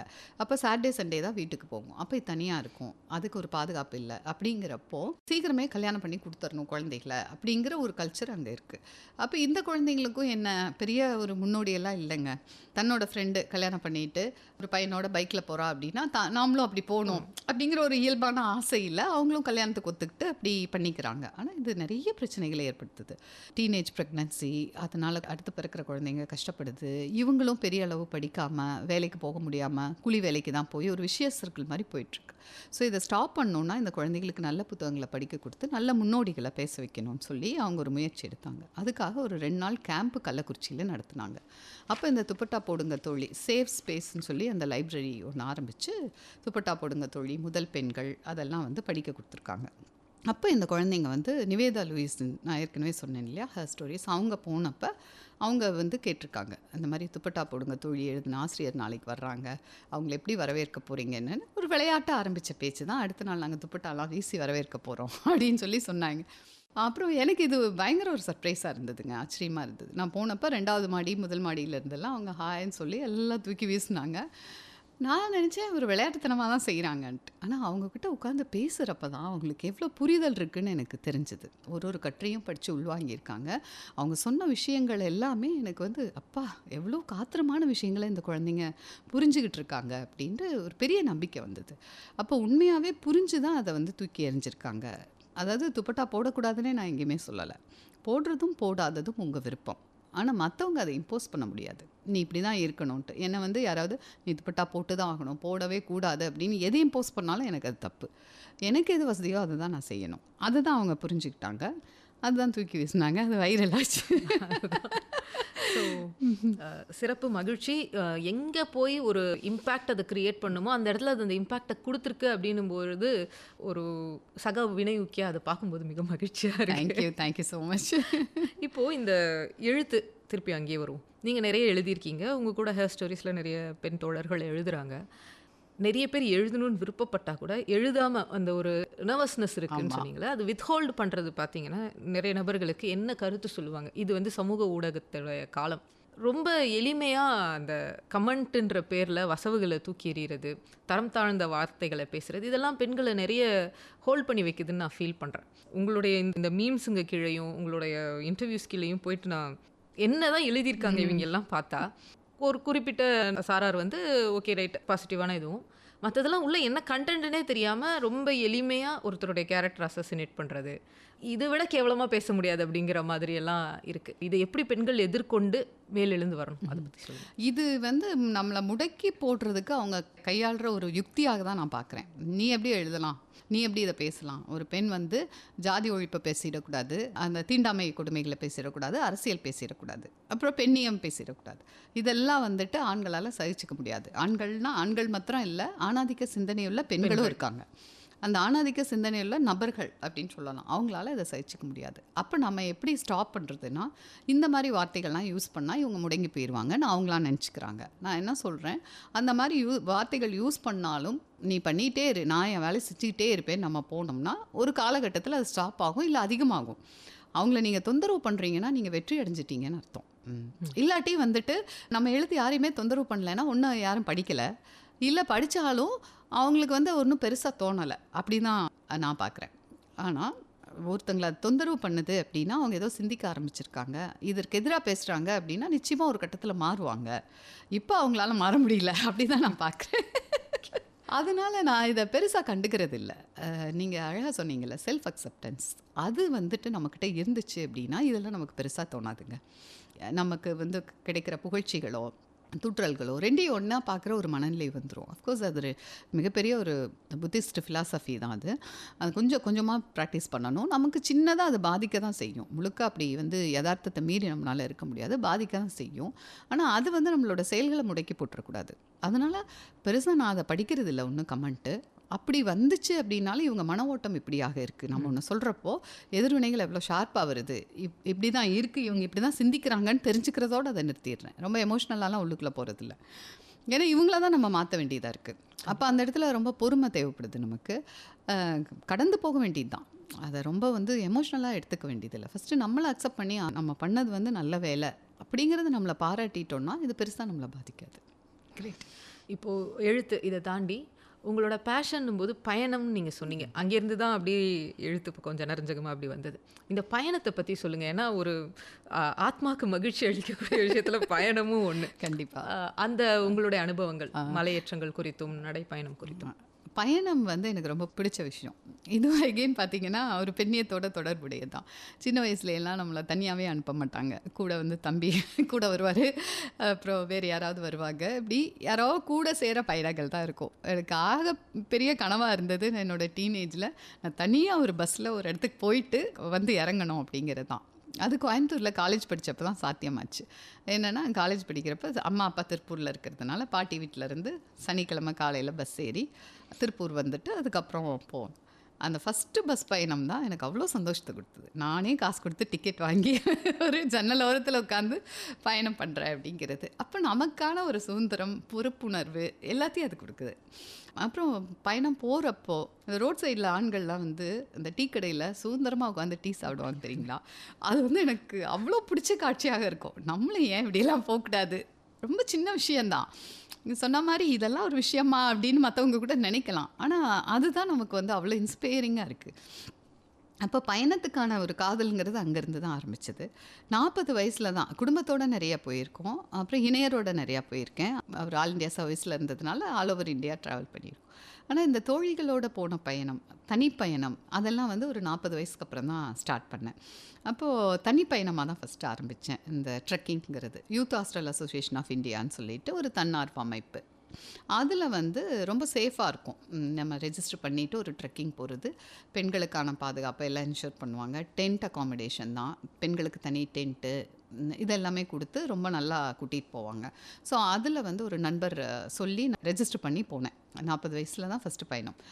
அப்போது ரொம்ப நல்லா இருந்தது அது. அந்த அனுபவங்கள் வந்து இயற்கை சார்ந்த இடங்களுக்கு போகிறப்ப, இந்த குடும்பத்துக்கு கூட எல்லாம் போகிறப்ப பார்த்தீங்கன்னா ஒன்று ஃபேமிலி ஃபங்க்ஷனாக இருக்கும், இல்லாட்டி ஏதாவது வழிபாடு டார்கெட் வச்சுருப்போம், கரெக்டாக அப்படியே வர மாதிரி இருக்கும். ஆனால் இந்த பயணம் வந்து இயற்கை சார்ந்த இடங்களுக்காக இருந்தது. காடுகள், மலைகள், அந்த புல்வெளிகள் இதெல்லாம் பார்க்குறப்போ அப்படியே நமக்கு பயங்கர ஒரு மலர்ச்சி, ஒரு மகிழ்ச்சி. ரெஃப்ரெஷிங் ஆமாம், ரெஃப்ரெஷிங்காக இருக்கும். இதெல்லாம் பார்க்க தாண்டா வந்திருக்கோம் இந்த உலகத்துக்கு அப்படிங்கிற ஒரு இது இருக்கும். அதனால தொடர்ச்சியாக போகணுன்னு இதெல்லாம் தோழிகள் கிட்ட சொன்னப்போ ஓகே நாங்களும் வரோம் போகலாம் சேர்ந்து அப்படின்னு நாங்கள் ஒரு குழு ஆரம்பித்தோம். சாவித்ரிபாய் பூலே பெண் பயணக்குழுன்னு சொல்லி அதில் வந்து பயணங்கள் போக ஆரம்பித்தோம். பயணமும் இருக்குது, மலையேற்றமும் இருக்குது. பயணம் அப்படின்னா பெரும்பாலும் ட்ரெயின், பஸ்ஸு, இல்லை அங்கே போகிற இடத்துல ஒரு வண்டியை வாடகைக்கு எடுத்து போகிறது அப்படி இருக்கும். ஒரு பட்ஜெட் பயணமாக தான் இருக்கும். ரொம்ப எல்லாம் பாஷா அப்படிலாம் இருக்காது. எதுக்கு செலவழிக்கணுமோ அதுக்கு மாத்திரம் நம்ம செலவழிப்போம் அப்படிங்கிற ஒரு இதில் நாங்களே திட்டமிடலோடு போவோம், பெண்கள் மாத்திரம் சேர்ந்து. ரொம்ப ஒரு நல்லா இருந்தது. மலையேற்றம் பார்த்திங்கன்னா இந்த யூத் ஹாஸ்டலோடு சேர்ந்து போகிறதுனால நமக்கு எந்த பொறுப்பும் இருக்காது. பேஸ் கேம்ப்னு ஒரு இடம் சொல்லுவாங்க, அது வரைக்கும் ரீச் ஆகிற வரைக்கும் தான் நம்ம ட்ராவல் பண்ணணும். அங்கே போய் ரீச் ஆகிட்டு அவங்கக்கிட்ட ரெஜிஸ்டர் பண்ணிட்டோன்னா அவங்களே நம்மளை கூட்டிகிட்டு போயிடுவாங்க. எல்லா இடத்துலையும் நான் பார்த்தது என்னென்னா, பயணம் வந்து பெண்களுக்கிடையே ஒரு நம்பிக்கையான வெளியே உருவாக்குது. மற்ற நேரங்களில் நம்ம பேசிகிட்டு இருக்கிறப்போ பகிர்ந்துக்காத விஷயங்கள் கூட, அவங்களுக்கு இருக்கிற மன ஓட்டங்கள், இல்லை அவங்களுக்கு இருக்கிற பிரச்சனைகளோ இல்லை விருப்பங்களோ பயணத்தில் எளிதாக பெண்கள் பகிர்ந்துக்கிறாங்க. அப்போ ஒரு நம்பிக்கையான வெளி வந்து நம்மளே அறியாமல் அங்கே உருவாகுது. ஓகே, நம்ம கூட இவங்கெல்லாம் பயணம் வந்திருக்காங்க, இவங்கெல்லாம் நம்பிக்கைக்குரிய தோழிகள். அப்புறம் அந்த விஷயங்கள் வெளியவும் போகாது, ஏன்னா எல்லாருமே அப்படி தான் வந்திருக்கோம். இன்னொன்று, எந்த முகமூடியும் நமக்கு கிடையாது. நம்ம ஒருத்தரோட மனைவியாவோ தாயாவோ மகளாவோ மருமகளாவோ இல்லை, அங்கே ஒரு பெண்ணாக தான் அங்கே இருக்கும், ஒரு மனுஷியாக இருக்கும். அப்போ அது வந்து நிறைய சுதந்திரத்தை கொடுக்குது. யாரையும் நம்ம கேர் பண்ணிக்க வேண்டாம், நம்மளை பார்த்துக்கிட்டா போதும் அப்படிங்கிற ஒரு மகிழ்ச்சி அங்கே வருது. ஸோ இது எல்லாம் தான் பயணங்கள் கொடுக்குது. இன்னொன்று, ஒரு பயணம் போயிட்டு வந்ததுக்கப்புறம் வீட்டில் ஏதாவது மாறி இருக்குமானா ஒன்றும் மாறி இருக்காது, எல்லாம் அப்படியே தான் இருக்கும். அது ஒரு எஃப்ஐ பட்டனை ப்ரெஸ் பண்ணுற மாதிரி. ஆமாம், அந்த செல்ஃப் கனெக்ஷன் வந்து நம்ம ரீக்ரியேட் பண்ணலாம். எக்ஸாம்பிள் இந்த அயலி படம் கூட அந்த அம்மா வந்து பொண்ணோட பஸ்ஸில் ட்ராவல் பண்ணுவாங்க.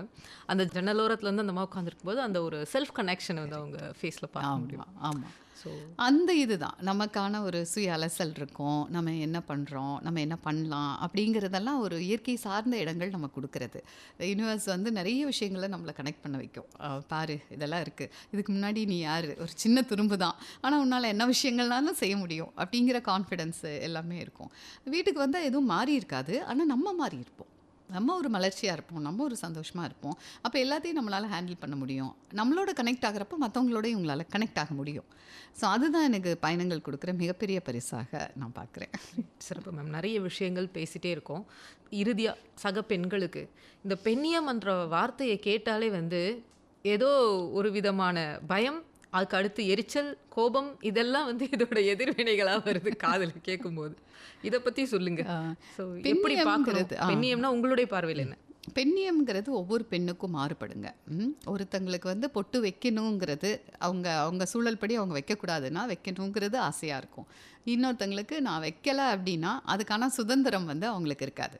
ஸோ அப்போது எனக்கு இது வேணும் ஆனால் எனக்கு அது கிடைக்கல, எனக்கு இது வேண்டாம் ஆனால் அதை வந்து துறக்கிற உரிமை எனக்கு இல்லை அப்படிங்கிற மாதிரியான நிறைய வகைப்பட்ட பெண்கள் இருக்காங்க. ஸோ எல்லாத்தையும் இன்க்ளூசிவாக சேர்த்து பேசுகிறது தான் ஒடுக்கப்பட்ட பெண்கள், எல்லாத்தையும் சேர்த்து பேசுகிறது தான் பெண்ணியம், அவங்களுக்கான உரிமைகளை பேசுகிறது. இன்னொன்று வந்து இந்த சமுதாயமே ஆணாதிக்க சமுதாயம், காலங்காலமாக இப்படி தான் கட்டமைக்கப்பட்டிருக்கு. ஸோ இந்த மூளைச்சலவையால் ஆண்களும் பாதிக்கப்பட்டிருக்காங்க, பெண்களும் பாதிக்கப்பட்டிருக்காங்க. என்னோட அடுத்த கேள்வி இதுதான். இங்கே வந்து முதல்ல நம்ம பெண்களை தான் அதிகமாக எஜுகேட் பண்ண வேண்டியதாக இருக்குது, அடுத்து தான் நம்ம ஆண்களுக்கு மூவ் ஆக வேண்டியதாக இருக்குது. ஸோ இதை பற்றி சொல்லுங்கள். அதுதான், அப்போ பெண்களும் அந்த ஆணாதிக்க கருத்துக்களால் பாதிக்கப்பட்டிருக்காங்க.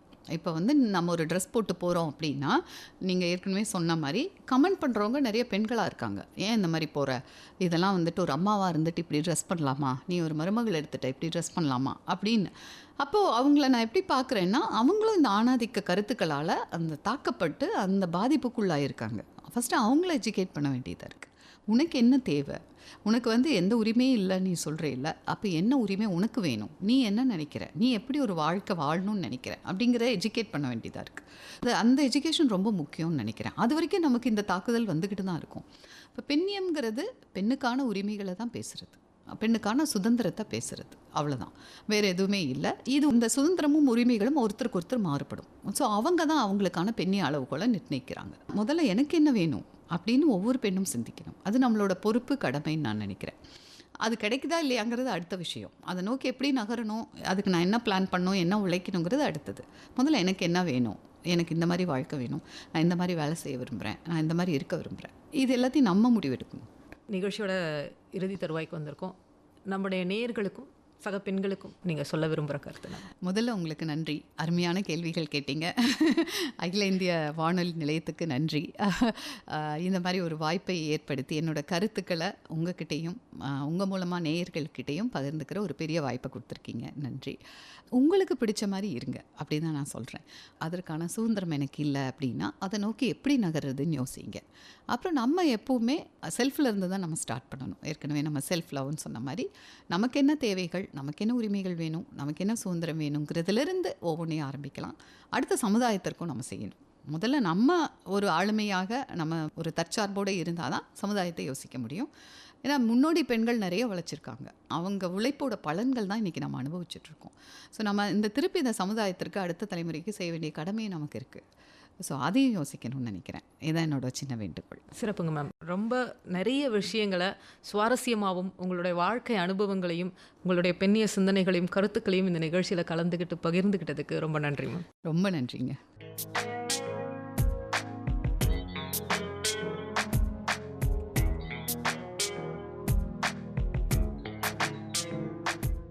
இதுவரை வாழ்க்கை, இலக்கியம், பெண்ணியம் எழுத்தாளர் கீதா இளங்கோவன் அவர்களுடன் நேர்முகம் கேட்டீர்கள். உடன் உரையாடியவர் வசந்தகுமாரி அவர்கள்.